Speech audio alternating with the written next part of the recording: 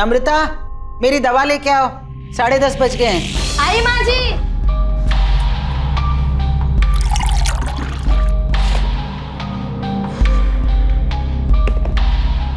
आज दवा देने में फिर देर कर दी। पता है डॉक्टर ने क्या कहा है कि ठीक 10:30 बजे दवा लेनी। जी माँ जी, ये लीजिए।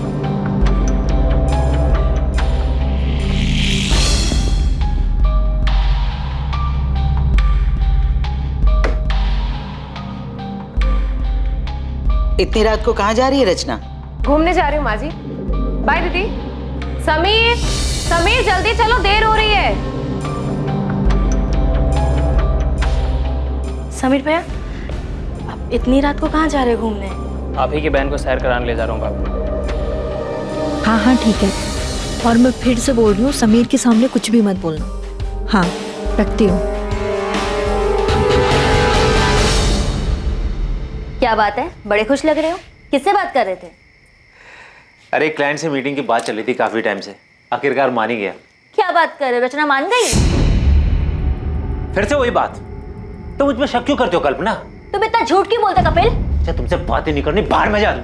हाँ हाँ जाओ जाओ, रचना को इतना वेट करना ठीक नहीं है, जाओ। अब तुम ऐसे ही मेरी सारी बात मानते रहो, फिर देखना हम कहाँ से कहाँ पहुँच जाएंगे। ए, तुमने घर पर किसी को बताया तो नहीं ना कि हम कहाँ जा रहे हैं? नहीं।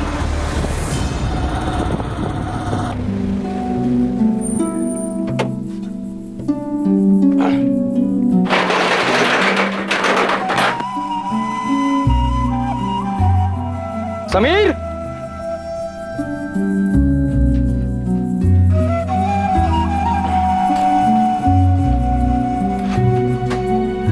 समीर नहीं है क्या? वो रचना को लेकर बाहर गया है। आज आपको काफी देर हो गई आने में। हाँ वो देर हो गई।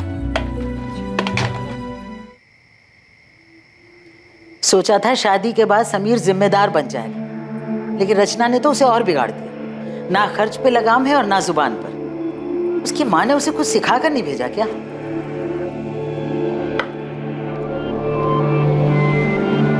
माँ बस भी करो। और वैसे भी समीर तो पहले से ही ऐसा है, उसने कब जिम्मेदारी उठाई? हाँ, लेकिन रचना को उसे समझाना चाहिए ना। अब तक दोनों घर नहीं लौटे। मैंने बेटा, उसका वो दोस्त है ना मनु, उसे फोन कर, उससे पूछ, कुछ पता तो लगे दोनों कहाँ गए हैं। अब इतनी रात को क्या फोन करूँ माँ? और ये कोई नई बात तो है नहीं, आ जाएंगे वो। दोनों के फोन बंद आ रहे हैं, तू पता कर, वरना मुझे नींद नहीं आएगी।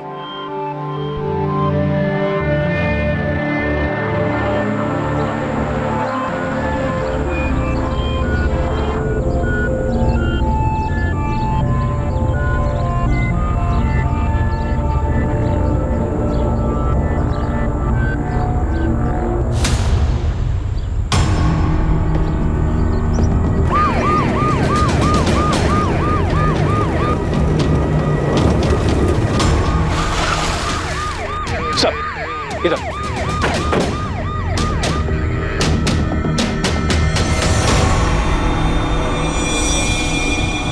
वॉलेट, ना कोई आईडी प्रूफ, फोन भी नहीं।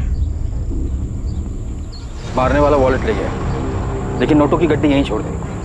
मर्डर पैसों के लिए नहीं हुआ। आप लोगों में से सबसे पहले लाश किसने देखी थी? जी सर, लाश को सबसे पहले मैंने देखा।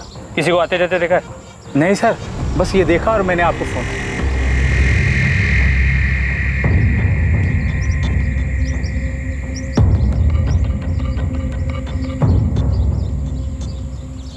कपड़े फटे हुए, शायद रेप हुआ है। सर आसपास कोई मोबाइल या पर्स नहीं मिला।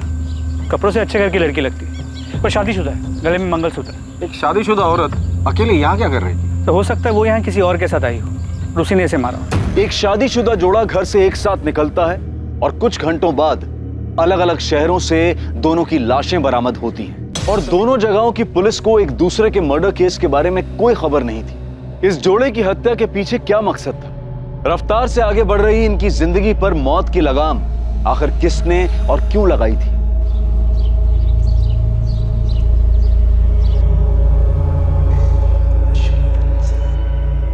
नम्रता दीदी, दीदी क्या हुआ, कहाँ खोई हुई हो?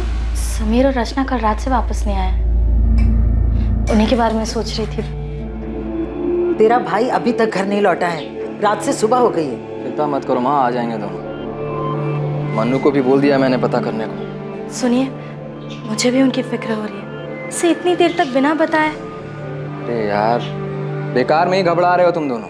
विनय, तो अभी के अभी पुलिस स्टेशन जाओ और रिपोर्ट लिखवा। पर मैं कह रहा हूँ, बेकार में चिंता कर रहे हो तुम दोनों। कल रात करीब 11 से 1 बजे के बीच पहले लड़की को बेहोश किया गया है, फिर गला दबाया गया है। पहले इसे बेहोश किया फिर मारा है। जी हाँ। सर, लड़की की फोटो को आसपास के सभी थानों में भिजवाया है और कहीं भी कोई मिसिंग कंप्लेंट होगी तो जल्दी पता चल जाएगा।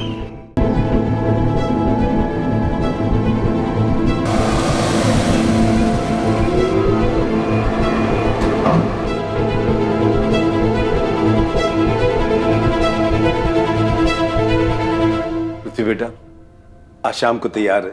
शर्मा जी अपनी पत्नी और बेटी अदिति के साथ हमारे घर आ रहे हैं। मुझे शादी नहीं करनी। को पता नहीं ये बात कब समझ आएगी। देख बेटा, उस बात को 8 महीने बीत चुके हैं। अब तो आप ये शादी की बात छोड़ेगी या मैं घर छोड़ दूं?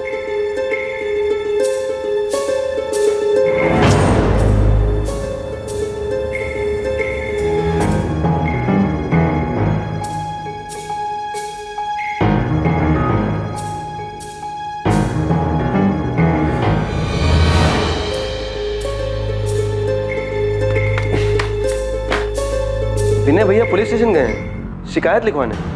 हाँ मनु बेटा, समीर और रचना कल रात से घर नहीं लौटे। उन दोनों के फोन भी बंद आ रहे। मनु, समीर ने तुम्हें कुछ बताया था क्या कि वो कहाँ जाने वाले हैं? नहीं भाभी, समीर ने तो इस बारे में मुझे बिल्कुल कुछ भी नहीं हुआ। आज के बाद दोबारा ऐसा घटिया मजाक किया ना तो जान से मार दूं।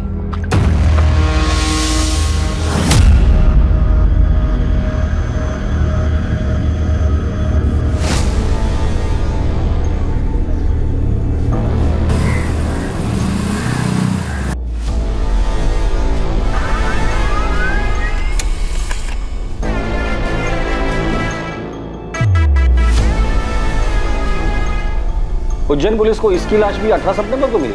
जी सर, इस लड़के की भी कोई आइडेंटिफिकेशन नहीं मिली, लेकिन हैरानी की बात यह है कि मौत का वक्त और मारने का तरीका बिल्कुल सेम है। हमें जिस लड़की की लाश मिली थी उस केस के डिटेल्स इस केस के डिटेल्स से काफी मैच करते हैं। उज्जैन के माधव चौक पुलिस स्टेशन के पीएसआई अनिरुद्ध से मेरी बात हुई। तुमने जिस लड़की की फोटो और डिटेल्स भेजी है उसे पढ़ते ही मुझे लगा कि शायद ये दोनों विक्टिम्स कनेक्टेड हैं। क्या ये दोनों विक्टिम्स उज्जैन के हैं? ये तो पता नहीं कि उज्जैन से इंदौर से, लेकिन पोस्टमार्टम रिपोर्ट के हिसाब से लड़के की भी मौत 17 सितंबर की रात की 11 से 1 के बीच। पहले नशीली दवा देकर बेहोश किया गया और फिर गला घोटकर मार दिया गया। प्रशांत, इस लड़के की फोटो इंदौर के सभी पुलिस स्टेशन में सर्कुलेट कर दो और खबरियों को काम पर लगा दो।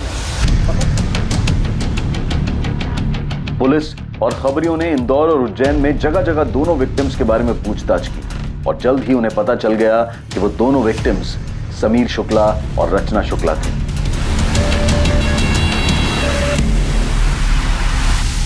हाँ सर, समीर मेरा छोटा भाई और रचना उसकी पत्नी। सर, कुछ खबर मिली उनकी? वो लोग 2 दिन से घर नहीं आए हैं। ढूंढेंगे कैसे? आप लोगों ने उनकी मिसिंग कंप्लेंट भी नहीं लिखवाई। ये क्या कह रहे हैं आप? विनय ने खुद जाकर थाने में रिपोर्ट लिखवाई थी।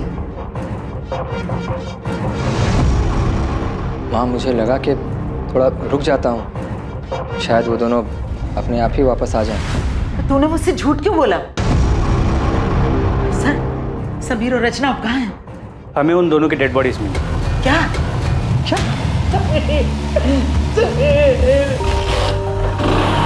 अरे समीर, आज तो फिर मेरी बाइक लेके भागने की फिराक में। भैया प्लीज ले जाने दो ना, आज कॉलेज में रोज डे। समीर, मुझे काम पर जाना है, मैं कैसे जाऊंगा? बस में जाना पड़ेगा मुझे। प्लीज भैया प्लीज, सिर्फ एक दिन के लिए, आज रोज डे है ना इसलिए। ठीक है, जा ले जा। Thank you so much. Vinay, कुछ पूछा है मैंने तुम्हें, सुन रहे हो तुम? सॉरी सर, आप कुछ कह रहे थे? तुम्हारे भाई समीर की किसी के साथ दुश्मनी थी? नहीं। रचना का किसी के साथ झगड़ा हुआ था? क्योंकि मारने से पहले उसके साथ जबरदस्ती की गई, शायद रही। कुछ बता सकते हो कि ऐसा कौन कर सकता है? तुमने मिसिंग कंप्लेंट क्यों नहीं लिखवाई और अपनी बीवी और माँ को झूठ क्यों कहा कि लिखवाई है? सर, मेरा भाई, मैं कुछ, सर इस वक्त मुझे कुछ समझ में नहीं आ रहा है। ठीक है, फिलहाल के लिए जा सकते।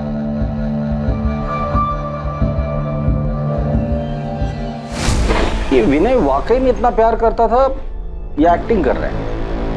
ये समीर और रचना, इनका कत्ल एक ही तरीके से हुआ है, लेकिन इनकी डेड बॉडीज हमें अलग अलग शहरों में मिली। सर ये सब कुछ पूरे प्लानिंग से किया गया है और शायद एक से ज्यादा लोग शामिल हैं। ये शुक्ला परिवार के भाइयों के बीच रिश्ता कैसा था ये पता करो, क्योंकि अक्सर जब रिश्तों में लाइन क्रॉस होती है ना, न्यूज़पेपर की हेडलाइन बन जाती है।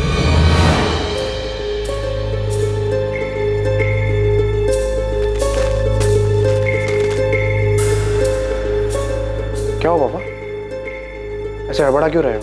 कुछ नहीं बेटा, कुछ नहीं। पापा सोशल मीडिया का जमाना है, बाहर आजकल से अखबार तक नहीं रहते। तूने रचना के बारे में पढ़ा? हाँ, बुरा हुआ। पृथ्वी बेटा तू ठीक तो है? हाँ पापा मैं ठीक हूँ।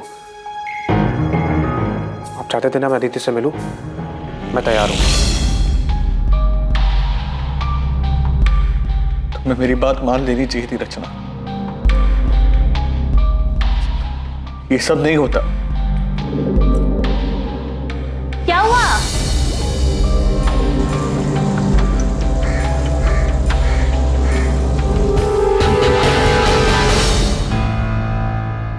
रचना, मेरी मेहंदी का रंग कितना अच्छा आया है ना, देख। तू रो रही है? तू सच्ची रो रही है? चुप कर, मैं कहाँ रो रही हूँ? नहीं, तेरी तो सिर्फ आंखें लीक कर रही है ना? सच बता, मुझे मिस करेगी इसलिए रो रही है ना? मैं तुझसे कह रही हूँ, जब तेरी शादी होगी ना तब तू। दीदी, क्या शादी? शादी शादी मतलब बिना पगार की नौकरी।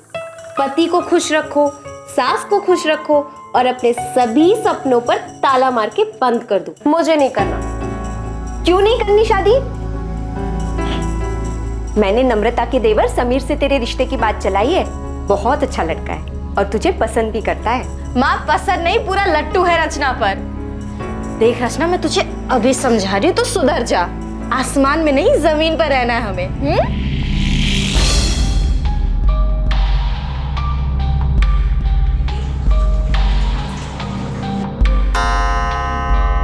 माँ जी, आपकी दवाई का वक्त हो गया।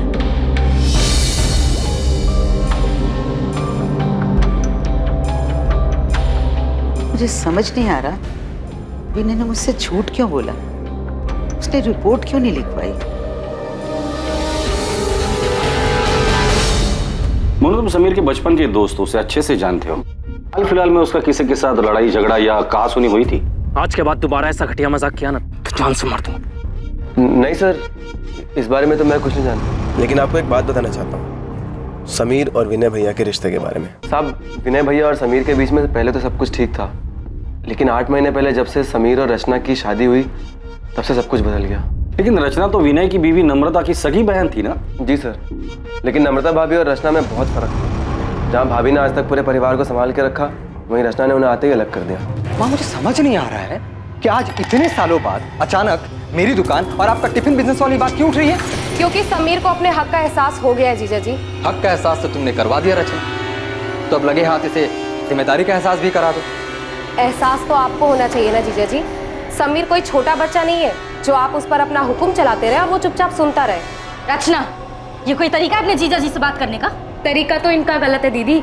छोटे भाई का हक छीन रहे हैं ये। मैं हक छीन रहा हूँ अपने छोटे भाई का? सही तो कह रही है भैया, क्या गलत कहा रचना ने? लेकिन समीर भैया, इन दोनों से कुछ बोलने का कोई फायदा नहीं। इसके बाद से उनके घर में काफी तनाव रहने लगा। आपने खाना नहीं खाया तो दूध तो पी लीजिए। माँ ने कुछ कहा क्या तुमसे?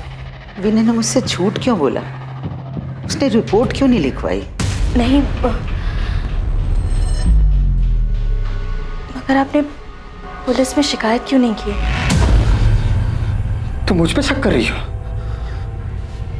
विनय, देखिए मैं आपका दर्द समझती हूँ। मैं भी रचना से उतना ही प्यार करती थी जितना आप समीर से। सर ये समीर के कॉल रिकॉर्ड बिल्कुल क्लीन है, लेकिन सर रचना के कॉल रिकॉर्ड्स में ये एक नंबर है जिससे बार बार कॉल्स आते हैं। सर ये नंबर किसी कपिल चौकसी के नाम पे रजिस्टर्ड है। सर फिलहाल ये नंबर स्विच ऑफ है, लेकिन हमें कपिल चौकसी का एड्रेस मिल गया है। और ये नंबर जिस पर रचना की आखिरी बार बात हुई थी, ये किसका है? और मैं फिर से बोल रही हूँ, समीर के सामने कुछ भी मत बोलना। सर ये नंबर किसी हरीश अय्यर के नाम पे रजिस्टर्ड है। फिलहाल ये नंबर स्विच ऑफ है, पर इसका एड्रेस फेक है। इस कपिल चौकसी को उठाकर लेकर आ और हरीश अय्यर के बारे में पता करो।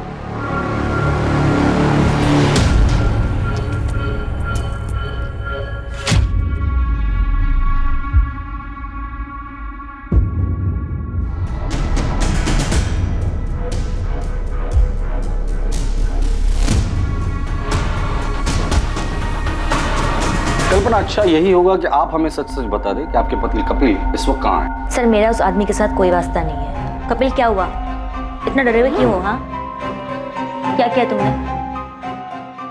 मैंने कुछ नहीं किया है। मैं भी तुम्हें कुछ नहीं बता सकता। अगर पुलिस रचना के बारे में पूछे तो पुलिस को बता देना कि मैं रचना के बारे में कुछ नहीं जानता। अब मुझे जाना होगा। कपिल! आपके पति कपिल का रचना के साथ अफेयर था, ये बात आपको पता भी और फिर भी आपने कुछ नहीं किया। घर वालों से बगावत करके मैंने कपिल से शादी की थी। उनके पास वापस कैसे जाती? रचना की वजह से मेरी बसी बसाई जिंदगी बिखर गई। तो रचना की मौत की खबर सुनकर आपको तो खुशी हुई होगी। सुनकर तो ऐसे लगा था कि भगवान ने मेरी सुन ली।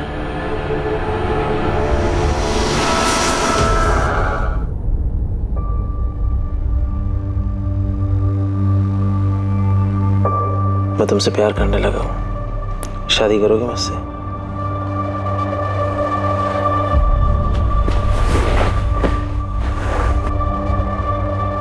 मुझे पता है तुम भी मुझसे। कि क्या? कि मैं तुमसे प्यार करती हूँ? नहीं कपिल, मैंने तुम्हें पहले ही कहा था। ऑनलाइन चैटिंग के वक्त बिल्कुल साफ क्लियर किया था कि मुझे ये शादी, प्यार, इन सब में कोई इंटरेस्ट नहीं है। तो फिर तुम ये बकवास क्यों कर रहे हो? तुम्हें मेरी फीलिंग बकवास लग रही है? कपिल मेरा हाथ छोड़ो, मुझे लग रही है। मैं तुम्हारे साथ प्यार के लिए था, मजे के लिए नहीं। पर इस बात से तुम्हें कोई फर्क नहीं पड़ता ना? हाँ नहीं पड़ता। मैं यहाँ पर अच्छा टाइम बिताने आती हूँ, जो कि तुमने पूरा खराब कर दिया है। कपिल चौकसी, अफेयर? आप ये क्या कह रहे हैं? आप किसी हरीश अय्यर को जानती हैं? रचना के मर्डर से पहले आखिरी बार उसने इसी से बात की। मैं किसी हरीश अय्यर को नहीं जानती। कौन है ये? क्या इसका भी रचना के साथ अफेयर? आपके पति विनय कहाँ है? आपको जो कुछ पूछना आप पूछ सकते हैं सर।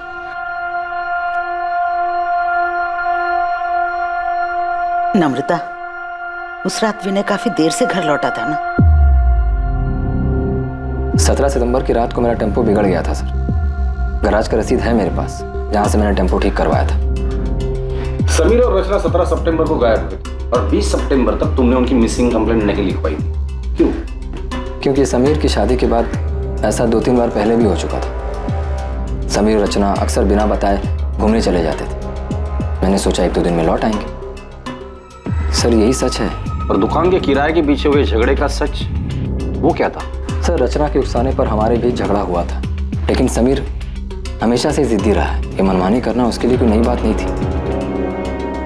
समीर और रचना की शादी को सिर्फ 8 महीने हुए थे और इन महज 8 महीनों में ही समीर और उसके बड़े भाई विनय के बीच अलगाव पैदा हो गया था। ये बात भी सामने आई थी कि शायद रचना का किसी कपिल चौकसी के साथ अफेयर था, लेकिन अब जो खबर सामने आने वाली थी वो शुक्ला परिवार को पूरी तरह से झकझोर कर रख देने वाली थी। तुझे क्या लगा था? तू बताएगा नहीं तो हमें पता नहीं चलेगा? बोल, समीर के मर्डर से 1 दिन पहले तुम दोनों का किस बात को लेकर झगड़ा हुआ था? आज के बाद दोबारा ऐसा घटिया मजाक किया ना तो जान से मार दूं। तुझे भरोसा नहीं है ना मेरी बात पे?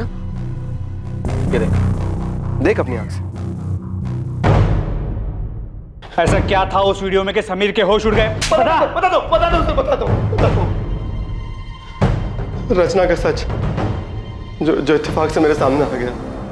सर वो कुछ 3-4 हफ्ते पहले मेरा दोस्त पंकज इंदौर से आया हुआ था। हम दोनों होटल के कॉरिडोर से बाहर आ ही रहे थे कि वहां मुझे रचना दिखी। वो किसी आदमी के साथ थी।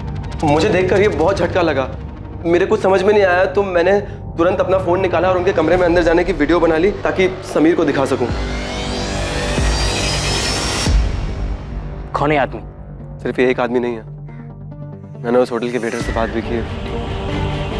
हाँ साहब, ये मैडम अक्सर यहाँ आती हैं और इनसे मिलने कई साहब आते हैं।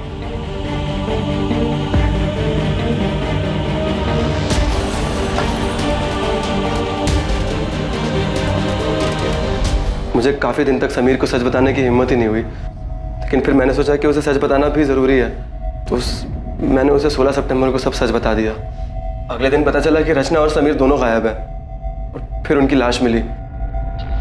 ये आदमी कौन है? मैं नहीं जानता, लेकिन उस दिन अंतिम संस्कार वाले दिन ये घर पे आया हुआ था। मैं नहीं जानता ये कौन है। अंतिम विधि में ये आदमी आपके घर आया था? आया होगा, मुझे नहीं मालूम। तुम्हारी बीवी नम्रता इस सब के बारे में जानती है? नम्रता, रचना ने जो किया उसमें तुम्हारा कोई दोष नहीं है। विनय, आप पुलिस की बात मत सुनो, वो लोग झूठ बोल रहे हैं। रचना ऐसी नहीं थी। पुलिस ने खुद उस होटल में जा करके पता लगाया था जहां रचना।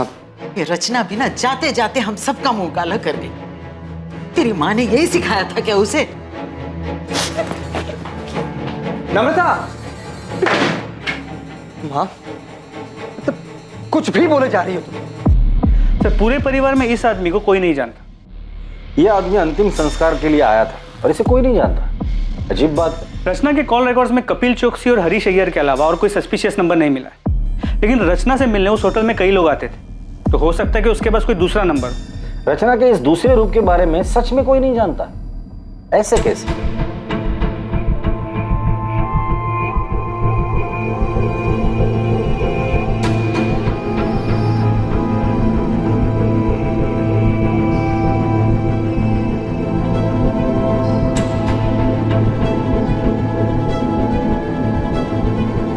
रचना की जिंदगी का सच आखिर था क्या, और इस डबल मर्डर के पीछे कौन था और उसका मकसद क्या था, और कितने लोगों को रचना का सच पता था?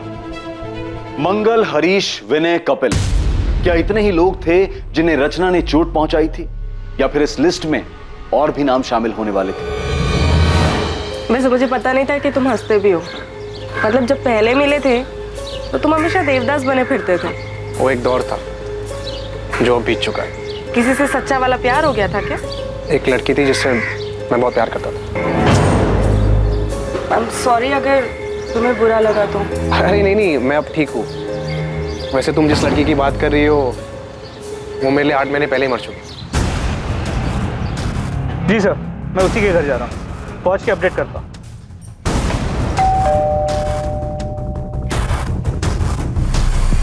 अंदर कमरे में है। बोल। सर, मैंने रचना को नहीं मारा। तो फरार क्यों हो गया था तू? मुझे लगा कि सारा शक मेरे ऊपर जाएगा। मैं उससे प्यार करता था सर, मैं उसको क्यों मारूंगा? अच्छा आशिक है रे तू। जब तुझे पता चला कि तेरे माशूका के और भी आशिक है तो तूने उसे और उसके पति दोनों को मार डाला। सर, मुझे इसके बारे में कुछ नहीं पता है सर। मैं तो उससे शादी करना चाहता था, वो भी राजी थी सर। शादी करोगे मुझसे? नहीं कपिल, मुझे ये शादी प्यार इन सब में कोई इंटरेस्ट नहीं है। ये कौन है? इसे जानते हैं? इसका नाम क्या है? हरीश अय्यर। कितनी देर कपिल? 10 मिनट से तुम्हारा वेट कर रही हूँ, जल्दी आओ। रचना, तुम यहाँ धूप में क्यों खड़ी हो? तुम्हें गर्मी लग रही होगी। मंगल, तुम यहाँ? तुम एक हफ्ते से मेरा फोन क्यों नहीं उठा रही? वो मैं कॉल करने ही वाली थी तुम्हें। मुझे लगा ही, इसीलिए मैं नया फोन लेने निकला था। वो पुराना फोन मैंने तोड़ दिया ना, वो यहाँ मार के। क्यों? वो तुम फोन नहीं उठा रही तो गुस्सा आ गया, गुस्से में मैंने यहाँ मार मार के तोड़ दिया फोन। बस 2 मिनट रुक जाओ प्लीज। हाँ रचना, रचना बाहर निकलो। जल्दी भागो यहाँ से कपिल, इसका दिमाग खराब है। रचना बाहर निकलो। सर फिर आया ये, प्लीज यहाँ से चलो। रचना, रचना। कौन था ये? अरे मंगल वर्मा नाम है इसका। एक बार इसने मुझे किसी शादी में देख लिया था, मैंने बस इस पे थोड़ी सी तरस खा के बात क्या कर ली, ये तो पीछे ही पड़ गया। कहता है इसे मुझ में अपनी मरी हुई पत्नी नजर आती है। सर, उस दिन रचना काफी घबराई हुई थी। मंगल को देख के उसके पसीने छूट रहे थे। सर, इससे ज्यादा मैं मंगल के बारे में कुछ नहीं जानता। सर, खबरी जाकिर मंगल वर्मा की खोज पे लग गया है, जल्दी कुछ पता चल जाएगा।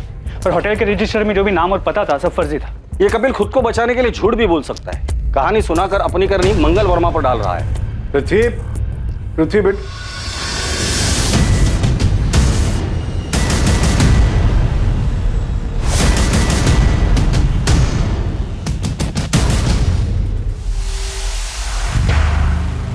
मुझे लगा तू रचना को भूल चुका है। भूल चुका हूँ मैं पापा। शायद वो ऐसे ही खुल गया होगा। कुछ काम था आपको? मैं तो यहाँ आदित्य के साथ तेरी शादी की बात करने आया था। और तू? और मुझे अदिति पसंद नहीं आई। मैं शादी नहीं कर सकता उसके साथ। साहब ये मंगल वर्मा है ना साहब, ये बलबीर नगर में रहता है, नियति अपार्टमेंट्स करके बिल्डिंग है, वहीं रहता है।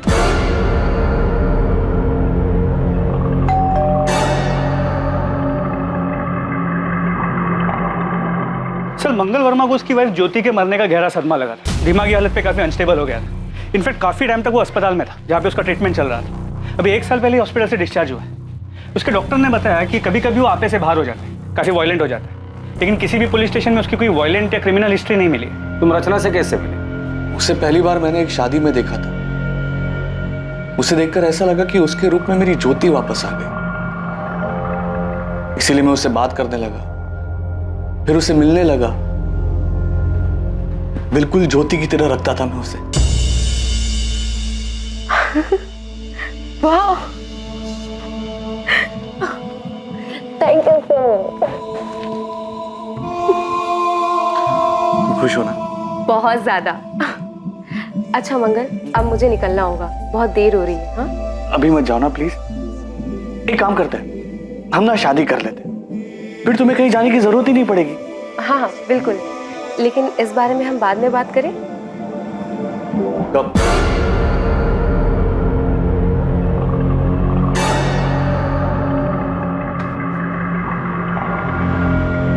पिछले 1 महीने से तुम यही बात की। क्या प्रॉब्लम क्या है? तुम्हारी जिंदगी में कोई और है, तुम मुझसे प्यार नहीं करती, छोड़ना चाहती हो मुझे? नहीं, तुम धोखा नहीं दे सकती। रचना तुम मेरी बीवी हो, सिर्फ मेरी बीवी हो रचना। मंगल मंगल मंगल क्या कर रहे हो? मंगल मंगल मंगल मेरी बात सुनो मंगल, इसे फेंक दो मंगल। शादी करोगी मुझसे वरना? मंगल, मेरे जीजा जी और मेरी बहन अभी घर से बाहर गए, वो जैसे ही आएंगे ना मैं उनसे बात करूंगी। अब अभी ये कांच मुझे दे दो, हाँ प्लीज।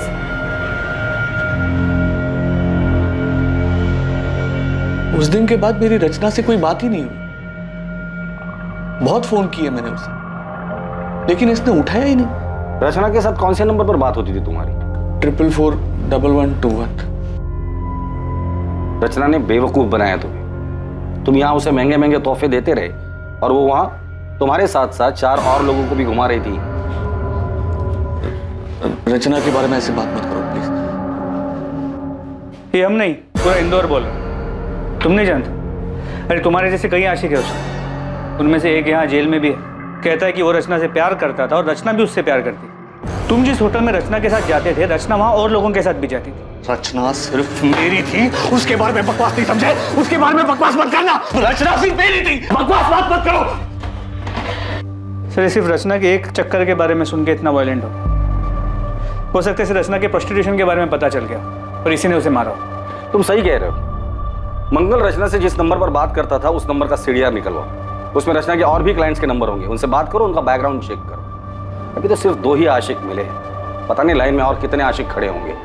तुमने भागकर अपने पैरों पे कुल्हाड़ी मार ही ली थी। वो तो मैंने सही टाइम पर पुलिस को बुलाकर तुम्हें सब कुछ बर्बाद करने से रोक लिया। आगे अपने बयान पर डटे रहना, और अगर मुझ पर भरोसा हो गया हो तो जैसा जैसा मैं कहूँ ठीक वैसा वैसा करना। जैसा तुम कहोगी वैसा ही करूंगा, बस मुझे यहाँ से निकाल लो। मैं तुमसे वादा करता हूँ दुनिया का सबसे अच्छा पति बन के दिखाऊंगा।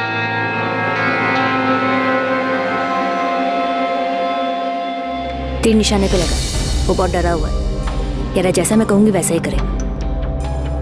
हाँ ओके, शायद रचना की मौत मेरी जिंदगी बना दे। साहब कोई बाइक पसंद आई? ऐसी फटीचर बाइक लेने से मैं कोई साइकिल ले लूंगा। कोई अच्छी है तो बता। अरे साहब एकदम नई और ताजा माल आया है साहब, आप इसको देखो एक बार। ये अच्छी है। पेपर्स कब तक बनाएगा? पेपर सब बन जाएंगे, बस आप पसंद करो, मैं नंबर बदल देता हूँ। चल मेरे साथ, तुझे जेल में नया कैदी नंबर दे। बोल साहब माफ कर दो साहब, कसम खाते हैं हमें उसका नाम नहीं मालूम साहब। हम चोरी गाड़ी जरूर खरीदते लेकिन उनका नाम पता नहीं पूछते हैं साहब। कल तो याद होगी ना तुझे? स्केच आर्टिस्ट को बुलाकर इससे स्केच बनवा लेना, और इसे अगर शक्ल याद नहीं होगी ना तो इसकी शक्ल बिगाड़ देना।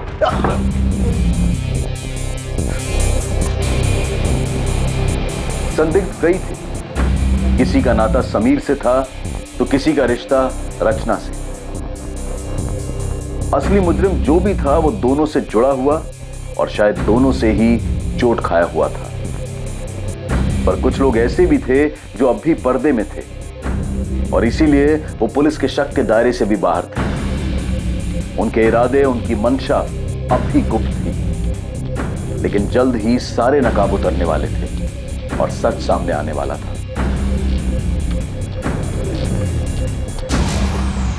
माँ, कहाँ जा रही हो? पुलिस स्टेशन, समीर के कातिल के बारे में पता कर। अरुणा जी, समीर और रचना के कातिल को हम ढूंढने की पूरी कोशिश कर रहे हैं। क्या आपको किसी पर शक है? नहीं, लेकिन जिसने भी ये किया है उसे कड़ी से कड़ी सजा मिलनी चाहिए। सर, मुश्ताक ने स्केच बनवाया। क्या आप इसे जानते हैं? इसने समीर की बाइक बेची। सर, इसे तो मैंने समीर भैया के साथ देखा था। संध्या। जी भैया। हम लोग आगे ही जा रहे हैं तेरे घर की तरफ से, तुझे छोड़ देंगे। जी। ये पृथ्वी भैया उज्जैन से। नमस्ते। पृथ्वी उज्जैन से? नम्रता और रचना भी उज्जैन से ही हैं। और कुछ याद है इस आदमी के बारे में? थैंक यू भैया।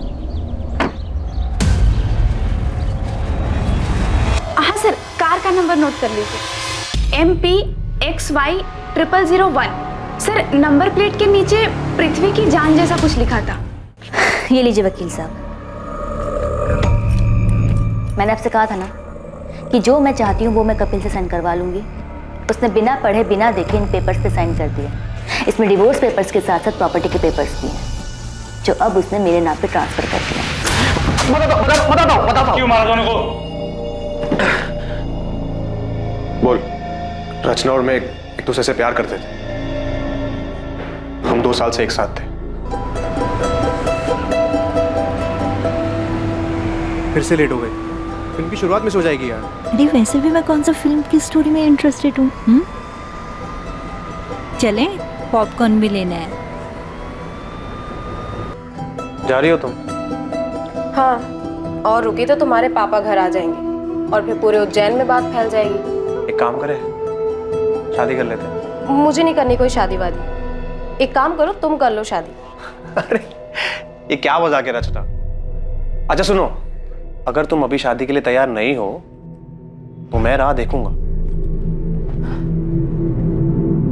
मैं राह देखता रहा और रचना ने अचानक अपनी राह बदल ली। तुम किसी और के साथ शादी कर रही हो? हाँ, मैं तुम्हारे लिए इतने सालों से इंतजार कर रहा हूँ और तुम अपनी ही बहन के देवर के साथ शादी कर रही हो। तो तुम्हें इनविटेशन नहीं दिया इसलिए तुम गुस्सा हो? तुम्हारे लिए शादी वगैरह सब मजाक है ना? तो और क्या है, जन्मों जन्म का बंधन। रचना की शादी हो गई, वो जिंदगी में आगे बढ़ गई, लेकिन मैं उसके दिए हुए धोखे में उलझा रहा सर। और इसलिए रचना से बदला लेने के लिए तुम इंदौर आ गए और हरीश अय्यर के फेक आईडी पर एक नया सिम कार्ड खरीद लिया। हाँ सर, मैं उसके बर्बादी की पूरी तैयारी करके आया था।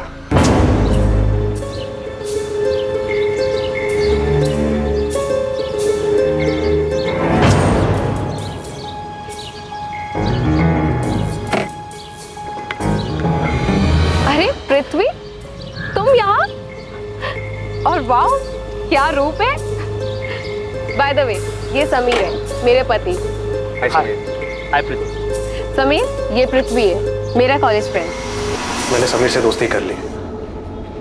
मैंने बताया कि इंदौर में पापा की ज़मीन है, जिसे मैं बेचने आया हूँ। मैंने ज़मीन का भाव इतना कम बताया कि रचना और समीर दोनों लालच में आ गए। फिर ज़मीन दिखाने और टोकन देने के बहाने मैंने उनको बुलाया। हाँ, हम लोग निकल रहे हैं। हाँ, और समीर ने पैसे भी ले लिए, लेकिन ध्यान रखना समीर को हमारे बारे में पता नहीं चलना चाहिए। अरे नहीं, तुम चिंता मत करो, मैं कोई भी पुरानी बात नहीं करूँगा। मुझे सिर्फ बिजनेस करना है। हम डिनर करके प्लॉट देखने जाएंगे और फिर डील वहीं पे फाइनल कर देंगे। हाँ हाँ ठीक है, और मैं फिर से बोल रही हूँ, समीर के सामने कुछ भी मत बोलना।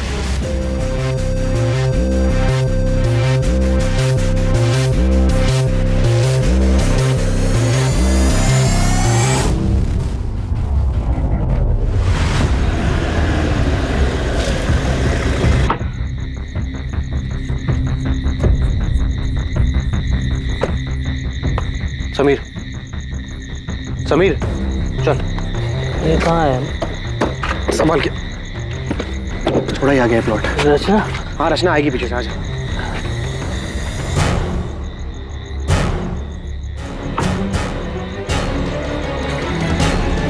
समीर, समीर कहाँ है?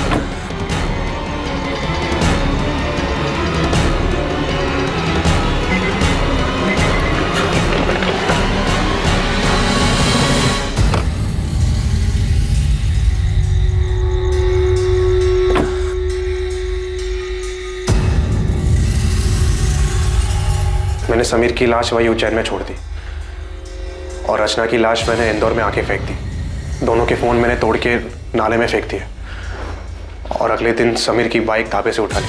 पृथ्वी, ये सब करके क्या मिला तुझे? मिला सर, बदला मिला।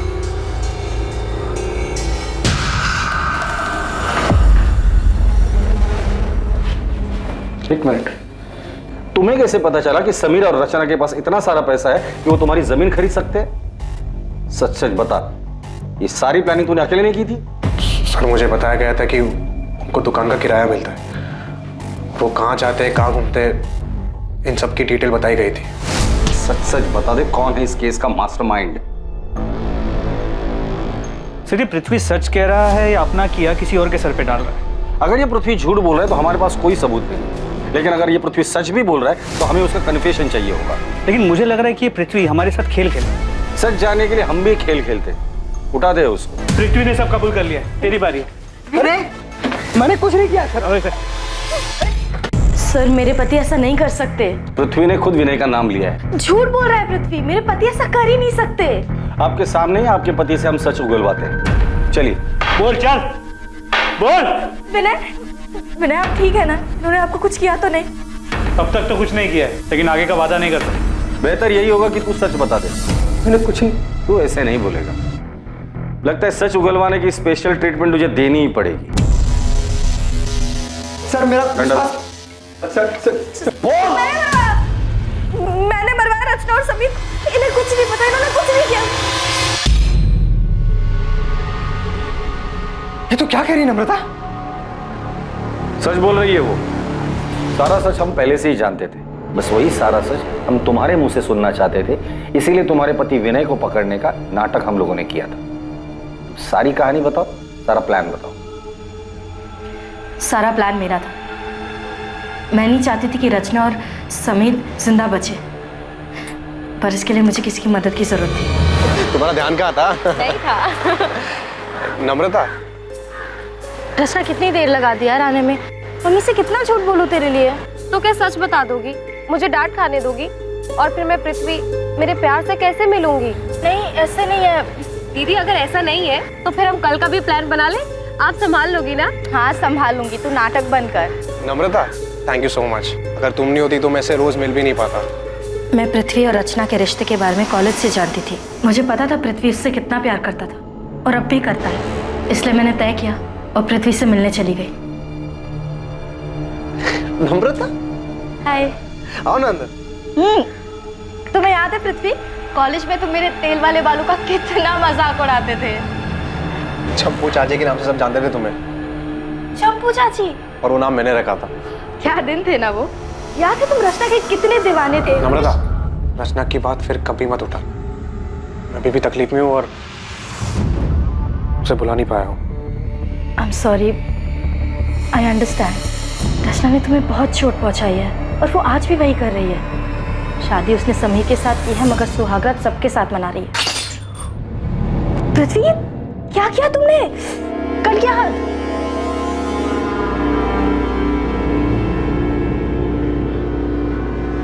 रचना का नाम मेरे सामने कभी मत लेना। बहुत मुश्किल से उसे भूलने की कोशिश कर रहा हूँ। पापा भी चाहते हैं कि मेरी शादी अदिति से हो जाए और वो लड़की भी अच्छी है, बस मेरा मन नहीं कर रहा।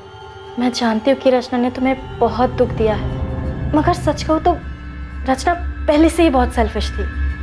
उसने कभी किसी के बारे में नहीं सोचा और उसने तुम्हारे साथ जो किया है उसके बाद तो शायद तुम हमेशा तकलीफ में रहोगे, कभी मूव ऑन नहीं कर पाओगे।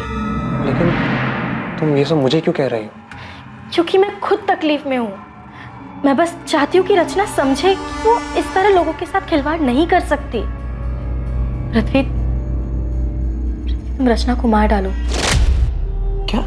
देखो, उसने तुम्हारे साथ जो किया है और वो बाकी कई लोगों के साथ कर रही है, वो सही नहीं है। उससे रोकना होगा। मैं मानता हूं कि मुझे रचना पे बहुत गुस्सा है और उसको मारने से ही मुझे सुकून मिलेगा, लेकिन सिर्फ सुकून के लिए मार दूं? पूरा रिस्क मेरा और फायदा सिर्फ तुम्हारा हो रहा है, मेरा कुछ फायदा नहीं हो रहा है यहाँ पे। तुम्हें मुझसे जो फायदा उठाना उठा, बस रचना और समीर को मार डालो। तुमने रचना को मारने का प्लान सिर्फ इसलिए किया था क्योंकि तुम्हें लगा था कि रचना की हरकतों की वजह से तुम्हारा घर टूट सकता है। मुझे उसके अफेयर के बारे में पहले से ही मालूम था, मगर जब मुझे पता चला कि वो किस हद तक गिर चुकी है तो मैं हिल ही गई। वो किसी के साथ भी सो रही थी और उसके बदले में उसके क्लाइंट्स से। रचना प्रोस्टिट्यूशन में है, ये बात तुम्हें पहले से ही पता थी? मेरी टिफिन सर्विस की हेल्पर संध्या, उसका पति उसी होटल में काम करता था जहाँ रचना जाके। मैंने रचना को कई बार समझाने की कोशिश की। हाँ, धंधा करती हूँ। धंधा तो सभी करते हैं ना दीदी, आप भी तो टिफिन का धंधा करती हैं। पेट की भूख मिटाती हैं और मैं शरीर की, और इसमें साथ साथ कमाई होती है दीदी, वो अलग। हे भगवान, रचना तो कितनी बेशर्म हो गई है। अगर समीर को पता चला तो, बाकी घर वालों को पता चला तो क्या दीदी, तब की तब देख लेंगे ना। और वैसे भी समीर से कहीं बेहतर मिल जाएंगे मुझे। रचना, तेरे साथ साथ मेरा भी नाम जुड़ा हुआ है। तेरी हरकतों की वजह से मेरा घर टूट जाएगा। अरे हमारे परिवार की बदनामी होगी सो अलग।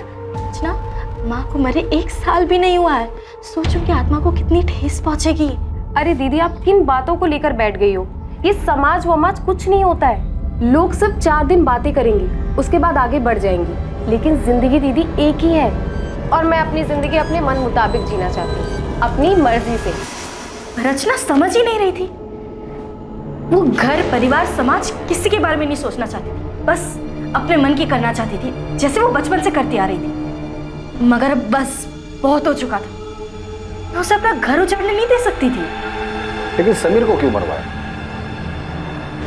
पूरा किराया देकर आपने कोई एहसान नहीं किया मुझे। वैसे भी वो मेरा हक है जो पिछले कई सालों से आप मुझसे छीनते आ रहे हैं। मैं छीनते आ रहा हूँ? मैं छीनते आ रहा हूँ? हाँ, तुम।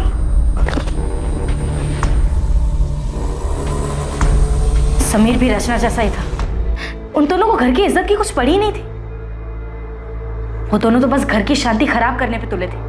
उन्हें बस बर्बाद करना आता था। वो दोनों तुम्हारा घर बर्बाद कर देंगे, इस डर से तुमने खुद अपने हाथों से अपना घर बर्बाद कर लिया है।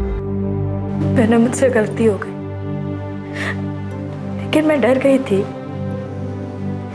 मुझे लगा कि रचना की सच्चाई जानकर आप मुझे छोड़ देंगे। हमारे परिवार की इज्जत, समाज, हम सबको क्या मुंह दिखाते। गुस्सा मेरे अंदर भी था, लेकिन तुम अपने गुस्से और नफरत में इतनी अंधी हो गई थी कि तुमने इतना भी नहीं सोचा कि जो आग तुम लगाने जा रही थी वो तुम्हारा अपना घर भी राख कर देगा। तुमने सब कुछ खत्म कर दिया नम्रता।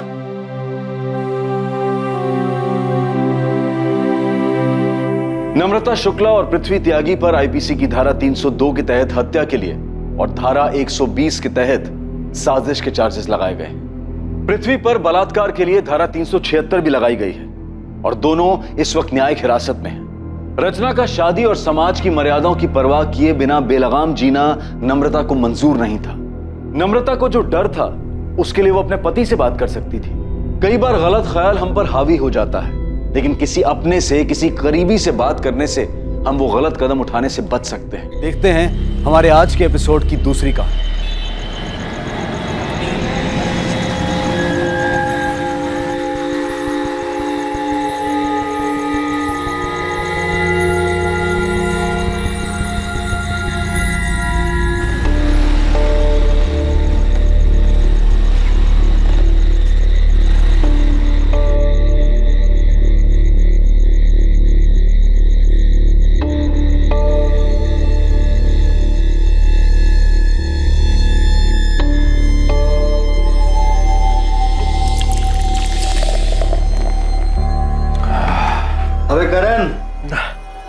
तो फिर से शुरू हो गया यार। हमने डिसाइड किया था ना कि अब से सिर्फ दारू पार्टी। अबे राजवीर, कुछ बोलना यार इसे। अरे तेजपाल यार चिल मार, नशा क्यों खराब कर रहा है? और तेरी दारू तो क्या, दुनिया का कोई भी नशा इसकी बराबरी नहीं कर सकता। यकीन नहीं आता तो ट्राई करके देख ले। तेरे को जो ठीक लगता है कर, तेरे को वैसे भी किसी की सुननी तो है नहीं। अबे तेजपाल, अबे जाने देना उसे, जिंदगी के मजे लेने दे और तू अपनी दारू के मजे ले।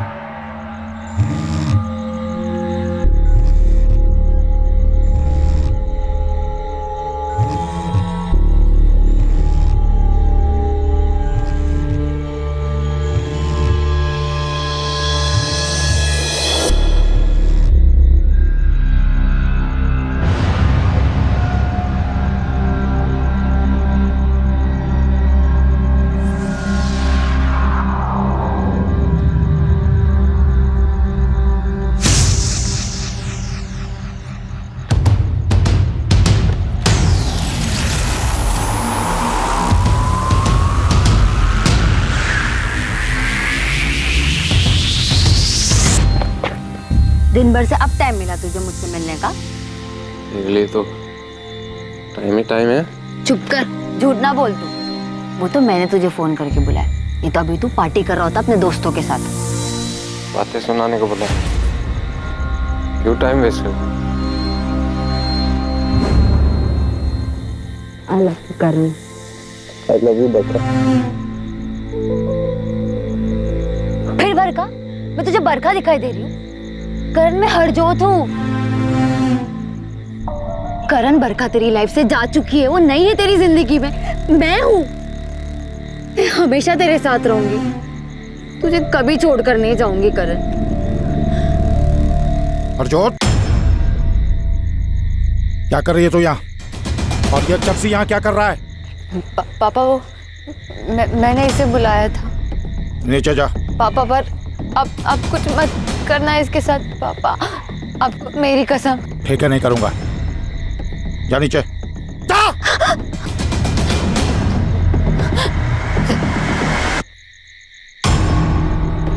फिर आ गया तू हैं? चल यहाँ से, चल नीचे। पापा अंदर ले जा इसको, अंदर ले जा। चल चल अंदर ले जा इसे, चल। तो फिर आ गया, मैंने तुझे बोला था ना यहाँ दिखना नहीं। फिर चल यहाँ से।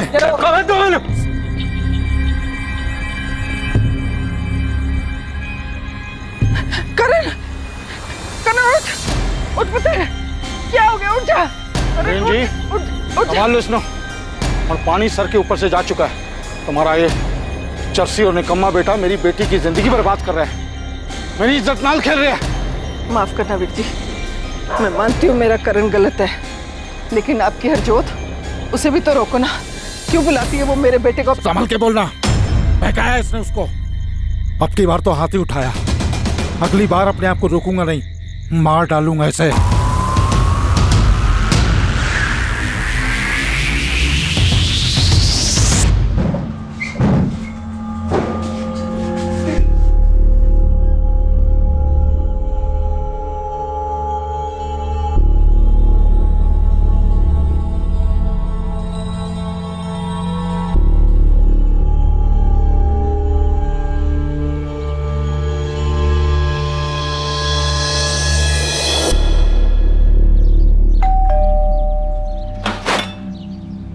सत श्री अकाल मम्मी। सत श्री अकाल मम्मी जी। बेटा सत श्री अकाल, आओ अंदर आओ। और कैसे हो मम्मी जी? मैं तो बिल्कुल ठीक हूँ पुत्र, तू ठीक है ना? तू कहाँ जा रही है? करण कमरे में नहीं है। क्या बात है, आज तो आपका शहजादा इतने सवेरे उठ गया? हाँ, कल रात को नशा नहीं करके आया क्या मम्मी? ऐसी बातें करती है ना, भाई है वो तेरा। मम्मी, मुंह बंद करने से सच्चाई नहीं मिटने वाली। गुरप्रीत, ठंड रख। सच्ची तो बोल रही हूँ ना मैं। अच्छा ठीक है, मैं बात करूंगी ना उससे। मम्मी, कोई फायदा नहीं उससे बात करके, अब सीधी उंगली से घी नहीं निकलने वाला है, अब उंगली टेढ़ी करनी ही पड़ेगी।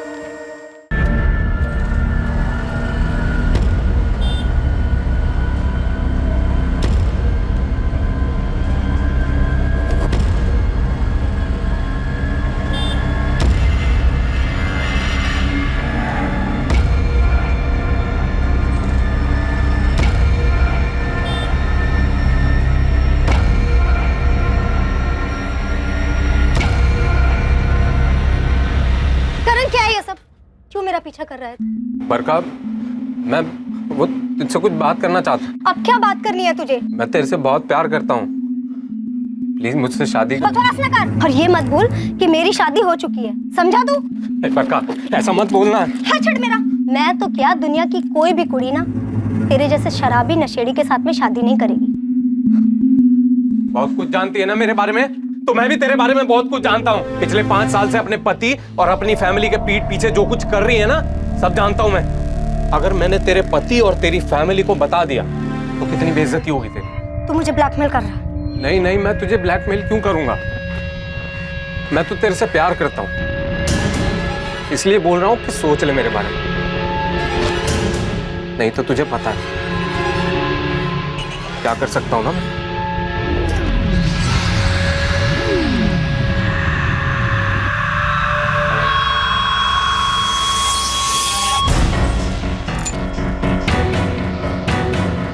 हेलो, इस करण का कुछ करना पड़ेगा। कह रहा है कि सब कुछ जानता है और सबको सब कुछ बता देगा।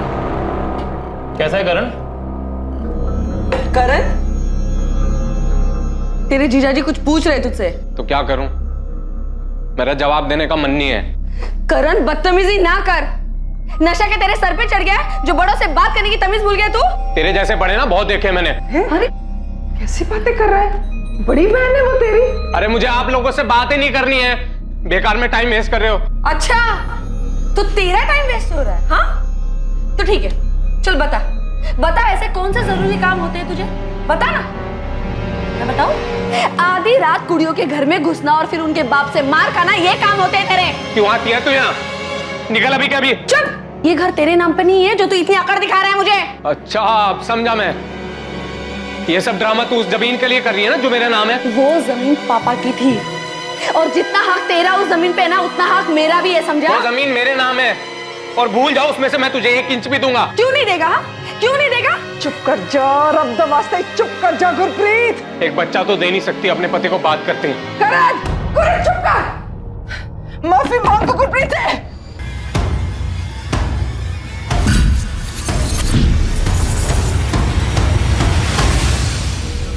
नशे के आदी होकर दुनिया में लाखों लोग अपनी जान गंवा रहे हैं। क्या 25 साल का करण बाजवा भी उन्हीं में से एक होने वाला था? क्या था करण का भविष्य?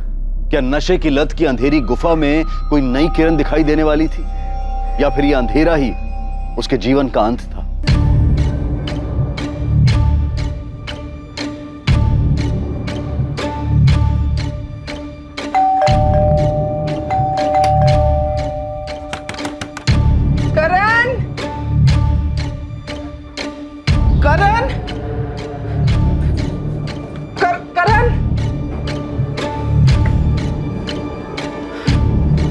कपड़े तो हैं।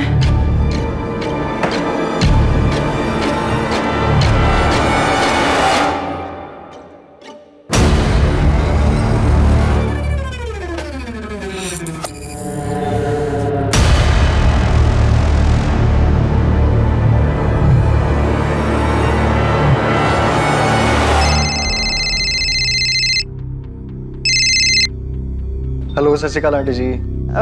बेटा तुझे पता है करण कहाँ है? नहीं आंटी, मेरी बात नहीं हुई उससे। रुको, मैं अभी फोन करके पूछता हूँ। नहीं नहीं, फोन तो उसका परसों से ही ऑफ आ रहा है, घर पे भी नहीं है। तुझे पता है कहाँ जा सकता है वो? आंटी मुझे तो नहीं पता। आप एक काम करिए ना, आप राजवीर को फोन करके पूछ लीजिए, शायद उसे कुछ पता हो। नहीं आंटी, परसों रात को ही हम मिले थे, उसके बाद मेरी कोई बात नहीं हुई। समझ ही नहीं आ रहा कहाँ चला गया है। आंटी आप टेंशन मत लो, मैं कुछ जगह जानता हूँ जहाँ पे वो जा सकता है, वहाँ पे देखता हूँ शायद मिल जाए। तू पहले यहाँ आ जा, मैं चलूंगी तेरे साथ।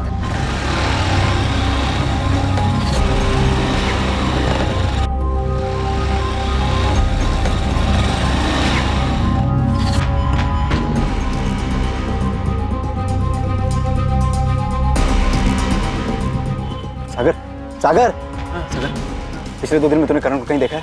आज कल परसों कभी भी देखा है? नहीं, मुझे नहीं मालूम।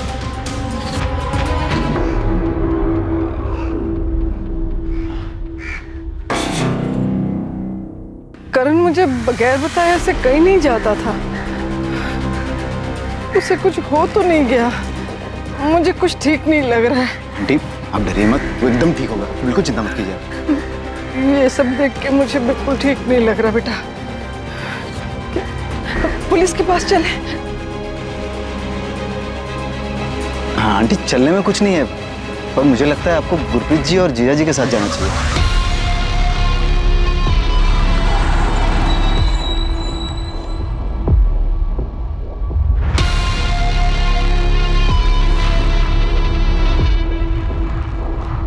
करण 2 दिन से गायब है सर। हमने हर जगह ढूंढा उसे, पर वो कहीं नहीं मिला। रब वास्ते मेरे बच्चे को ढूंढ दो जी। आखिरी बार कब देखा था उसे? 4 सितंबर को, जब मैं गुरप्रीत के ससुराल गई थी ना मोगे, तब। करण, मैं जरा 2 दिन के लिए मोगे जा रही हूँ गुरप्रीत के पास। उसकी तबीयत ठीक नहीं है, आ जाऊंगी। जरा अपना ध्यान रखना। हाँ भी कुछ कुछ पैसे चाहिए। कितने? 10,000। इतने पैसे क्यों चाहिए? कुछ काम है। क्या काम है? 2 दिन पहले वो रेंट के पैसे उठाए थे ना, कहाँ गए वो? नशे में? सारे पैसे नशे में उड़ा दिए तूने। अब तुझे पैसे चाहिए ना, तो इस घर से बाहर निकल, कमा और जिन्हें चाहिए खर्च कर ले। हाँ, जाओ अपनी बेटी के पास और बोल देना अपनी बेटी को भी 1 पैसा नहीं दूंगा, 1 इंच नहीं दूंगा अपनी जमीन का। देख लूंगा सबको। मौका पहुंचते ही मैंने उसे फोन किया, लेकिन उसने फोन नहीं उठाया। मुझे लगा गुस्सा है, इसीलिए फोन नहीं उठा रहा है, बाद में उठा लेगा। लेकिन उसके बाद से तो उसका फोन ही बंद आ रहा है जी, परसों रात से। जिन्हें नंबर ते तुसी कॉल किया है वो अजे बंद है। गुरप्रीत, हाँ पुत्र, पहले कम से कम घंटी तो जा रही थी, अब तो फोन ही बंद हो गया है। मम्मी, आप उसे बार बार फोन कर रहे हो, इसलिए तंग आके उसने फोन बंद कर दिया होगा। टेंशन ना लो। 7 तारीख को जब मैं घर वापस आई तो वो घर पे भी नहीं था। आपके बेटे को शराब या ड्रग्स की लत है? जी सर, वो शराब भी पीता है और ड्रग्स भी लेता है, एडिक्शन है उसे। बद्री, क्या हुआ, क्या मामला? सर, ये लोग मिसिंग कंप्लेन लिखवाने आए हैं। ये करण बाजवा 5 सितंबर की रात से गायब है। ये आपका बेटा है? हाँ जी, हाँ जी, परसों से गायब है जी। हम बहुत परेशान हैं। साहिब नगर में किसी को जानती हैं आप? साहिब नगर? क्या हुआ?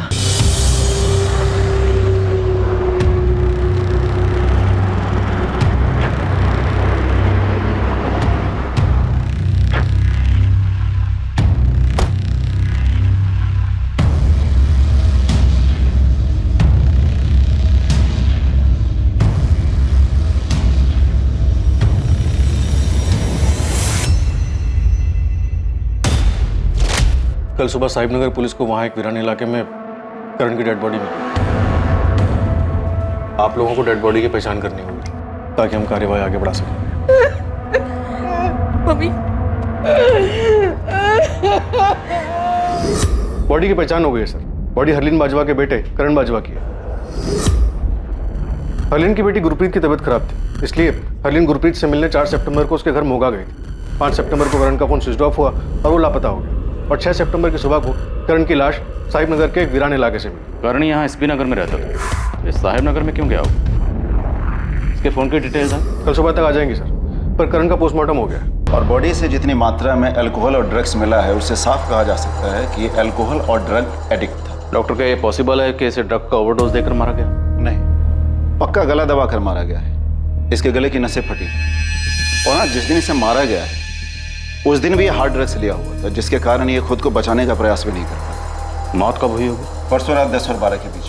परसों मतलब 5 सितंबर को, उसी रात जिस रात ये गायब हो। करण साहिब नगर क्यों गया होगा? वहाँ करण का कोई दोस्त रहता है या आप लोगों का कोई रिश्तेदार? नहीं जी, हमारा वहाँ कोई रिश्तेदार नहीं है। क्या आप लोग जानते हैं कि करण को नशे की लत थी और ड्रग एडिक्ट? जी पता था। करण अपने पापा का बहुत लाडला था। 7 साल पहले जब उसके पापा की हार्ट अटैक से डेथ हुई तो अपने पापा का दुख भुलाने के लिए उसने शराब पीनी शुरू कर दी। ये बात मुझे पता थी, लेकिन उसने ड्रग्स कब लेने शुरू कर दिया मुझे नहीं पता। आप लोगों ने करण को नशा मुक्ति केंद्र में भर्ती क्यों नहीं करवाया? सर, वो भी करके देखा, एक बार नहीं कई बार, पर करण वहाँ टिकता ही नहीं था। कुछ ही दिनों में वापस भाग आता था। करण की किसी से कोई दुश्मनी या कोई झगड़ा? दुश्मनी तो नहीं थी, पर 2-3 हफ्ते पहले हमारे पड़ोसी हैं दिलबाग सिंह जी, उन्होंने करण को धमकी दी थी, कहा था कि अगर वो नहीं सुधरेगा तो वो उसको जान से मार डालेंगे। ऐसा क्या हुआ था? उन्होंने करण को और उनकी बेटी हरजोत को एक साथ देख लिया था। हरजोत? ये हरजोत करण की गर्लफ्रेंड थी? हमें नहीं पता कि वो करण की गर्लफ्रेंड थी या नहीं, वो तो बस करण की बचपन की दोस्त थी। हरजोत और दिलवा के फोन नंबर दीजिए और करण के दोस्तों के, शायद उनसे कुछ पता चले। अब क्या लेना है ये तू यार? तुझे चाहती थी वो तो हो गया, मर गया करण। मेरे झूठे दिखाने की कोई जरूरत नहीं है यहाँ पे। ये क्या बोले जा रही है तू? मैं बस इतना चाहती थी कि ये मेरा पीछा ना करे, ये सब नहीं चाहती थी मैं। चुप कर, झूठ मत बोल। तू कोई मौका नहीं छोड़ती थी उसे बेइज्जत करने का। निकम्मा है, मर क्यों नहीं जाता, ना जाने क्या क्या कहती थी। तूने तो मेरे करण के साथ ऐसे नहीं किया ना? ऐसे तो मैं भी कह सकती हूँ कि तूने मारा है इसे। ये सब जानते हैं कि तू कैसे इसके पीछे पड़ी रहती थी, बस यही तुझे भाव नहीं देता था। और तेरे पापा ने तो इसे धमकी भी दी थी, ये तो सबको पता है ना। जुबान संभाल के बात कर, समझी ना, मैं तेरी तरह नहीं हूँ। शांत हो जाओ तुम लोग, बंद करो ये तमाशा। सर, करण का फोन मर्डर की रात यानी 5 सितंबर को उसी की कॉलोनी में रात 9:35 पर स्विच ऑफ हुआ था। जिस रात करण का मर्डर हुआ उसके फोन पर आखिरी कॉल किसका था? उसके फ्रेंड तेजपाल का। ये भी करण की कॉलोनी एसबी नगर में रहता है। इनफैक्ट इसके दोनों दोस्त तेजपाल और राजबीर, इन दोनों ने ही करण को मर्डर से पहले आखिरी बार देखा। परसों रात को ही हम मिले थे। बुलाओ दोनों को, मैं बात करता हूँ और तुम पड़ोसी से बात करो। करण जिस लेवल का नशा करता था, तो हो सकता है नशा करके उसने मोहल्ले में कई हंगामे किए हों, झगड़े किए, और अगर ऐसा है तो उसने किसी न किसी दुश्मनी जरूर मोल ली होगी। Right sir. और खबरें से कहो कि करण और उसकी फैमिली की सारी बैकग्राउंड खोद निकालो। सर, करण है ना बहुत अच्छा लड़का था, सबकी मदद करने वाला था, पर जब से उसने नशा करना शुरू किया बर्बादी हो गया। नशे की लत ने उसे हरलीन बहन जी के लिए ही नहीं, पूरी कॉलोनी के लिए सरदर्द बना दिया था। कॉलोनी का सरदर्द मतलब किसी से कोई झगड़ा दुश्मनी रही होगी? दुश्मनी का कोई पता नहीं, पर लोग उससे परेशान ही थे। अरे आज सवेरे ही उसके घर में कितना बड़ा हंगामा हुआ है। अब क्या लेना है ये तू यार? तुझे चाहती थी वो तो हो गया, मर गया करण। ऐसे तो मैं भी कह सकती हूँ कि तूने मारा है इसे। ये हरजोत और बरखा एक दूसरे पे इल्जाम क्यों लगा रही थी? वो क्या है ना सर, हरजोत, बरखा और करण तीनों बचपन से ही दोस्त थे, साथ ही बड़े हुए, पर बड़े होके करण को बरखा से प्यार हो गया। पर बरखा उसकी तरफ देखती भी नहीं थी, उल्टा हरजोत करण के पीछे पागल थी और करण उसे पूछता ही नहीं था, और इसी सब में उनकी दोस्ती खराब हो गई। जिस रात करण का मर्डर हुआ उस रात करण को आखिरी बार तुम दोनों ने देखा था? हाँ जी सर, उस रात करण 10 बजे तक हमारे साथ ही था, फिर वो चला गया। करण का फोन स्विच ऑफ हुआ 9:35 और 10 से 12 के बीच में उसका मर्डर हुआ। अगर 10 बजे तक वो तुम दोनों के साथ तुम्हारे घर पर था, तो 9:35 पर उसका फोन स्विच ऑफ किसने किया? तुम दोनों ने? बोलो, क्यों मारा उसे? सर ये आप क्या कह रहे हैं सर? कह नहीं रहा हूं, पूछ रहा हूं, क्या हुआ था?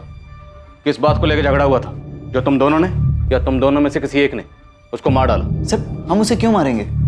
और वैसे भी सर उसका फोन तो घर से निकलने से पहले ही स्विच ऑफ हो गया था।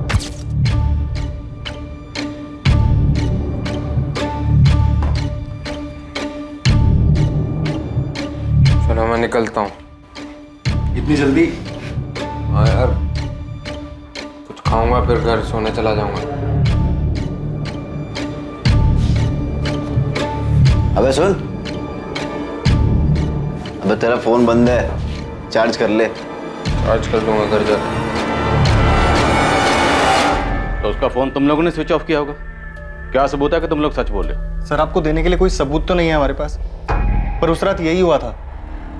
सर हम कसम खा के कह रहे हैं सर हम झूठ नहीं कह रहे, वो हमारा बेस्ट फ्रेंड था। बेस्ट फ्रेंड हो तो फिर इतना भी जानते होगे कि बेस्ट फ्रेंड की लाइफ में कोई थी या नहीं थी?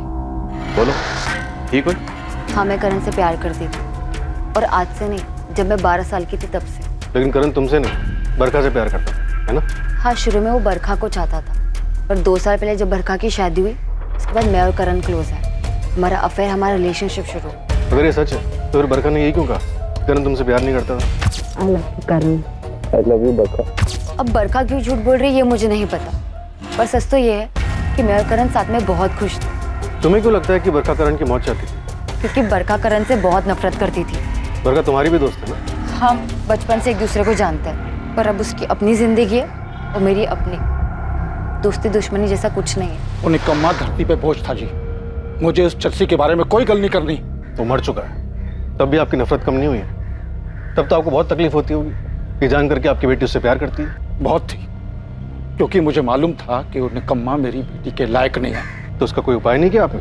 कोशिश तो की थी कि हरजोत की कहीं शादी हो जाए और वो उसकी जिंदगी से दूर चला जाए। बेटा ऐसे नहीं करते बेटा। सिवाय इसके कि आप लोग मुझे शादी के लिए मजबूर नहीं करोगे। बोलो नहीं करोगे। देखो उस दिन के बाद मैं इतना डर गया था कि उसके बाद कभी हरजोत से शादी के बारे में बोलिए नहीं। तो इस प्रॉब्लम से बचने के लिए करण का मर्डर करवा देना सबसे अच्छा उपाय है। उपाय तो अच्छा है जी, पर मैंने मारा नहीं उसे, क्योंकि मुझे पता था कि उसके बाद हरजोत कभी मुझे माफ नहीं करती। सर हरजोत करण से बहुत प्यार करती है सर। और करण? करण उससे प्यार नहीं करता था, वो सिर्फ उसे यूज कर रहा था। हरजोत को ये पता था? पता नहीं सर। मान लो अगर हरजोत को पता था कि करण उसे यूज कर रहा है, तो क्या हरजोत करण को नुकसान पहुंचा सकती थी? नहीं सर, कभी नहीं सर। वो तो करण से बहुत प्यार करती थी सर। तुम लोगों को पता नहीं है, 80% क्राइम प्यार करने वाले ही करते हैं। सर हम दोनों बचपन से बेस्ट फ्रेंड थे और करण ने प्यार व्यार की बात करके सब खराब कर दिया। ये बात मैंने बड़े प्यार से उसे समझाई भी थी, पर वो सुनने को तैयार ही नहीं था। हाँ बोल, क्या बोलना था तेरे को? बरखा मैं तुमसे देख करण, तुझे जो कुछ भी बोलना है ना जल्दी बोल। मुझे कॉलेज के लिए लेट हो रहा है, प्रोजेक्ट सबमिट करना है।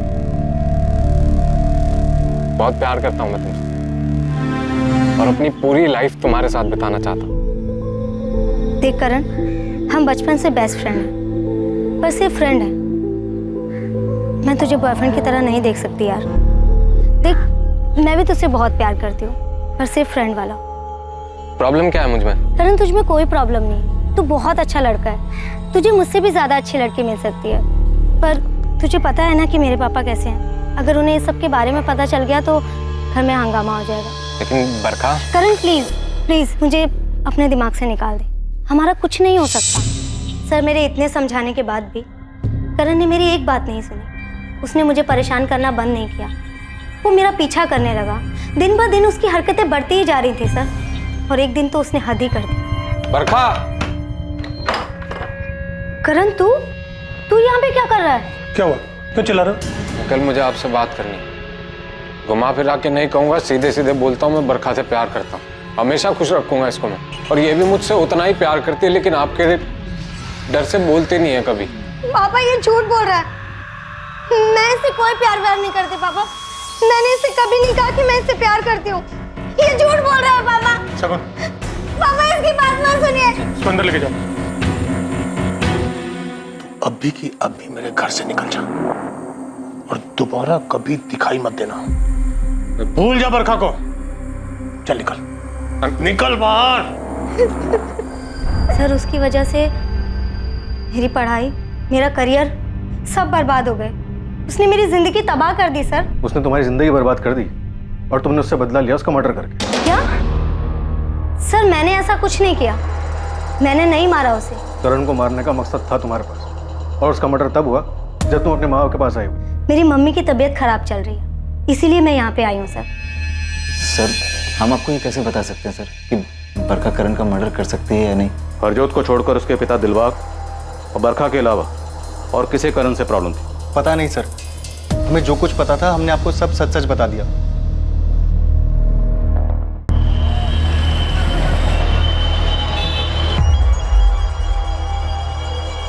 हेलो, हाँ बोलो।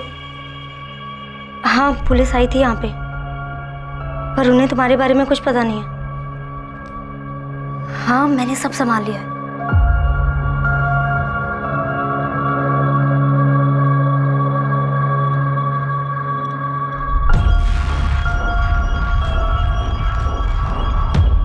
अफसोस बेटा, मुझे मालूम है तू बहुत दुखी है, लेकिन सुबह से तूने कुछ भी नहीं खाया। थोड़ा कुछ खा ले। वो निकम्मा, वो चसीकरण मर गया। अभी खुश हैं आप? कहना क्या चाहती तू? पापा सच बोलिए, क्या आपका इसमें कोई हाथ था? मुझ पे शक कर रही बेटा? नहीं बेटा, मैंने कुछ नहीं किया। पापा सॉरी पापा। हाँ सरबजीत पाजी, अगले महीने सगाई रख लेते हैं और शादी की डेट भी निकाल लेंगे। आप शादी की तैयारी करो। हाँ जी, हरजोत मान गई है शादी के लिए। मम्मी ये लीजिए दवाई।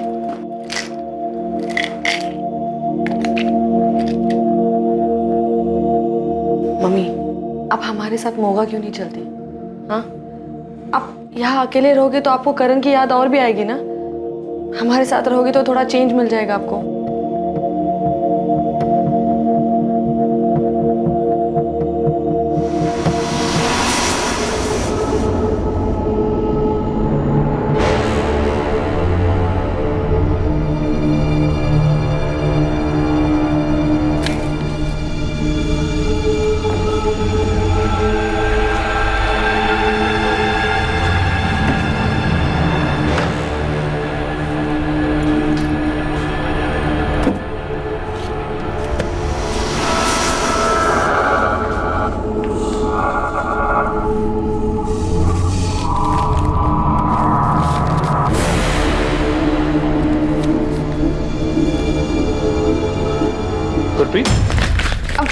हाँ? तुम यहाँ करण के रूम में क्या कर रही हो? और इस एनवेलप में क्या है? कुछ नहीं, बस ऐसे ही। वो मैं मम्मी के मेडिकल रिपोर्ट्स लेने आई थी। मगर मम्मी जी की मेडिकल रिपोर्ट्स तो मम्मी जी के रूम में होंगे ना? हाँ, पता नहीं मुझे क्या हो गया, मेरे दिमाग ने ना जैसे काम करना ही बंद कर दिया। आप चलिए ना, मैं ये सब ठीक करके आती हूँ।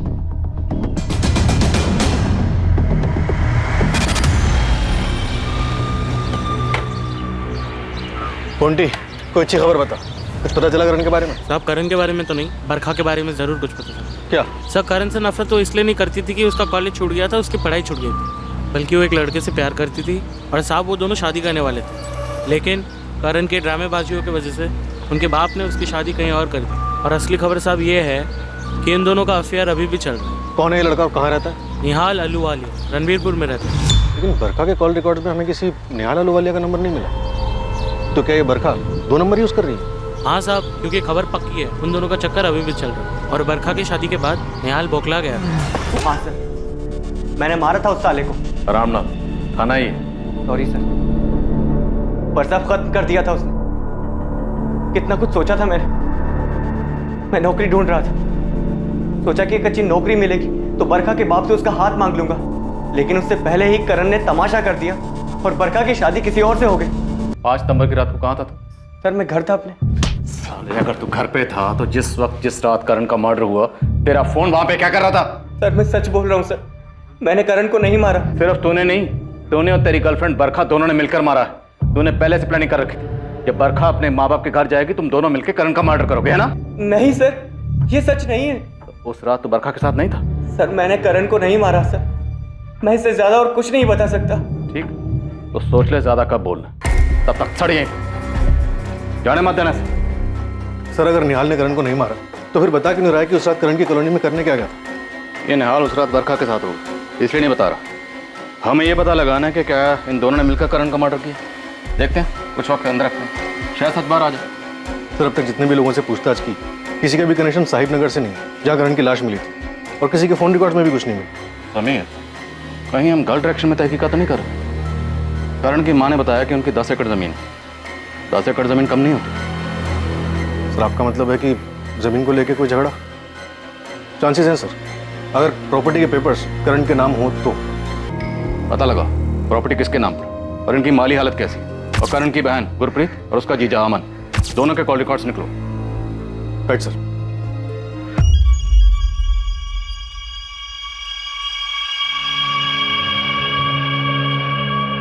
बरखा, तेरी माँ की तबीयत अब ठीक है, तो अपनी पैकिंग कर और ससुराल जाने की तैयारी कर ले। पापा मम्मी की तबीयत अभी ठीक है, पर पूरी तरह से नहीं ठीक है पापा। जितना बोलना है उतना कर। मिठाई का डिब्बा तो ठीक ठाक रख दिया ना? जी रख दिए, पर आपको नहीं लगता आप कुछ ज्यादा ही जल्दी कर रहे हैं? हरजोत को पता चलेगा ना तो। तू टेंशन मत ले, शादी की तैयारी कर, हरजोत को मैं संभाल लूंगा। हाँ, जमीन करण के नाम पर थी, लेकिन मैं बस अपना हिस्सा मांग रही थी। और इसका मतलब ये थोड़ी ना कि मैं अपने भाई का मर्डर कर दूंगी। तब भी नहीं, जबकि आपके हस्बैंड की माली हालत बहुत खराब है, पैसों की तंगी और वो खुद का बिजनेस शुरू करना चाहते हैं। हाँ, मैंने बिजनेस का पूरा प्लान बना लिया था। अगर वो शुरू हो जाता, चल जाता, तो हमारी लाइफ बन जाती।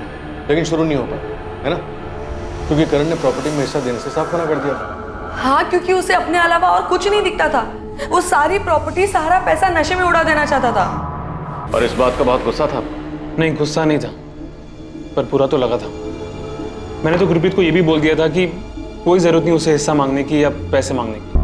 गुरप्रीत, अगर वो हिस्सा नहीं देना चाहता तो रहने दो ना, बेकार मैं उसके पीछे मत पड़ूं। क्यों रहने दूं मैं? हाँ, वो मेरे पापा की प्रॉपर्टी है, मेरा भी उसमें बराबर का हिस्सा है। मैं अपना हिस्सा क्यों छोड़ूं? और वैसे भी मैं पैसे उड़ाने के लिए थोड़ी ना मांग रही हूँ, मैं तो हमारे बिजनेस के लिए मांग रही हूँ ना। हाँ, मुझे पता है, पर मैं ठीक ठाक कर रहा हूँ ना, और सब सही चल रहा है। अमन, आप क्यों नहीं समझ रहे? वो ये सारे पैसे ड्रग्स में उड़ा देगा, सब कुछ बर्बाद कर देगा। नहीं, मैं ऐसा नहीं होने दूंगी, कभी नहीं। हाँ, मैं मानता हूँ कि गुरप्रीत को हिस्सा चाहिए था, और करण से गुस्सा थी कि करण घर के सारे पैसे नशे में बर्बाद कर रहा था।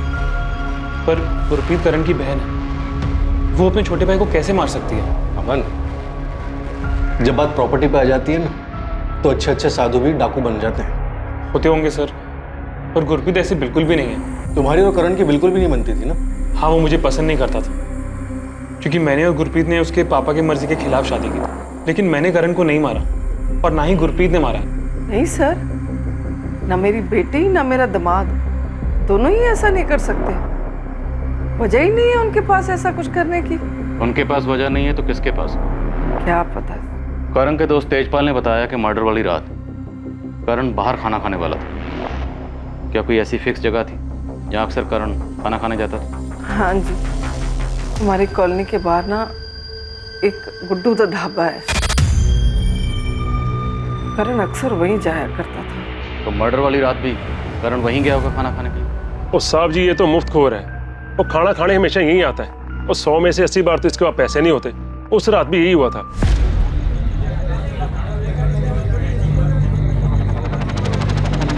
ना हुआ पाजी, 200 हो गया तेरा।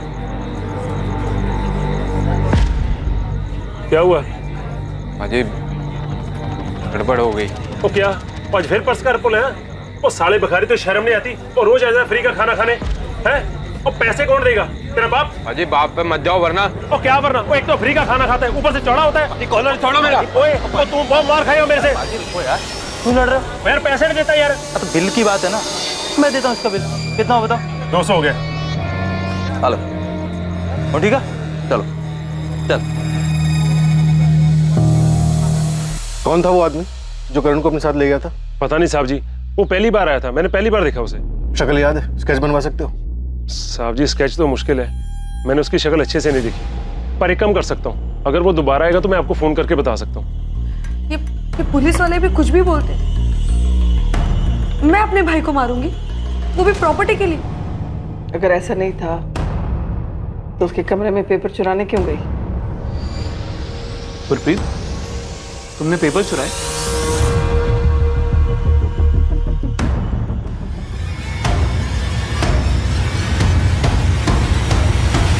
किसने मर्डर किया था करण का? क्या बरखा और निहाल ने, जिनके प्यार के बीच करण आ गया था, या हरजोत ने, जो बचपन से ही करण से प्यार करती थी लेकिन करण सिर्फ उसका इस्तेमाल कर रहा था? या फिर कातिल कोई अपना ही करीबी था, शायद करण की अपनी बहन गुरप्रीत, जो जायदाद में हिस्सा चाहती थी? सभी संदिग्धों के पास कत्ल का मकसद था, पर पुलिस के पास किसी के खिलाफ कोई पुख्ता सबूत नहीं थे। पुलिस ने इस केस में अंधेरे में एक तीर चलाया था। क्या वो तीर निशाने पर लगने वाला था, या फिर इस केस की दिशा बदलने वाली थी? सर, निहाल ने ऐसा क्या किया है जो आपने उसे लॉकअप में बंद किया हुआ? जिस वक्त जिस रात करण का मर्डर हुआ, निहाल तुम्हारी कॉलोनी में था, और वो बताने से मना कर रहा, तो वहाँ क्या कर रहा था? उस रात, उस वक्त वो मेरे साथ था। सबूत क्या है इस बात? सर एक मिनट। सर, ये हमारी पर्सनल पिक्चर्स हैं। इन्हें मैं आपको दिखाना तो नहीं चाहती थी, पर मैं निहाल को अंदर सड़ने भी नहीं दे सकती। आप देख लीजिए।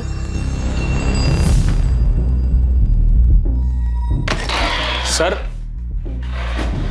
एक जबरदस्त खबर मिली है। इंद्रजीत चड्डा नाम का हिस्ट्री शीटर है साहब, पिछले हफ्ते 3 लाख की फिरौती उठाई है। फिरौती किसकी है साहब कह नहीं सकता, करण की या किसी और की। कहाँ मिलेगा इंद्रजीत चड्डा?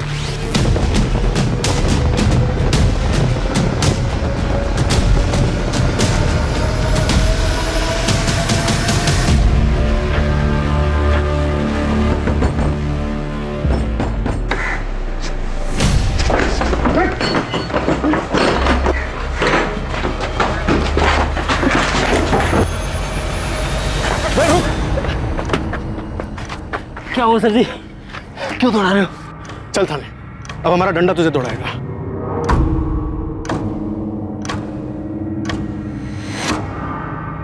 करण उस दिन इसी के साथ गया था? ओ हाँ जी, तो यही था।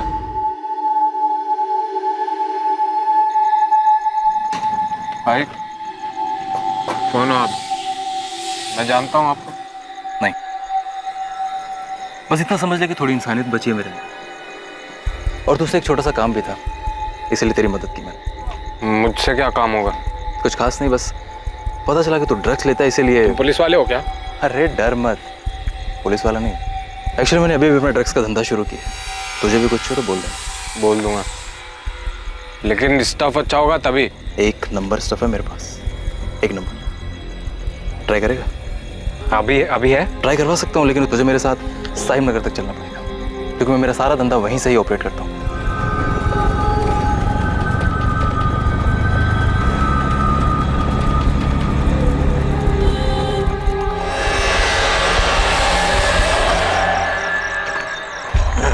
यार आजकल पुलिस ने बहुत टाइट करके रखा है, तो कुछ दिन के लिए थोड़ा छुप के माल बेच रहा हूँ। आगे से कुछ भी चाहिए तो यहीं आना। हाँ ठीक है, लेकिन अभी तो माल दो।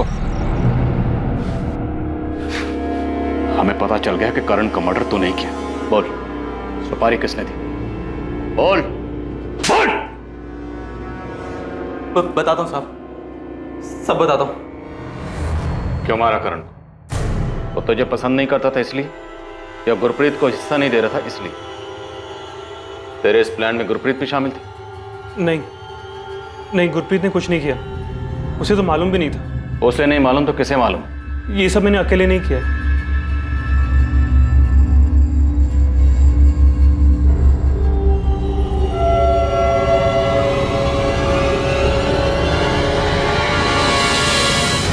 ऐसा क्या हुआ था कि करण की जान लेने की नौबत आ गई? क्यों किया आपने? इसके अलावा मेरे पास और कोई चारा ही नहीं था।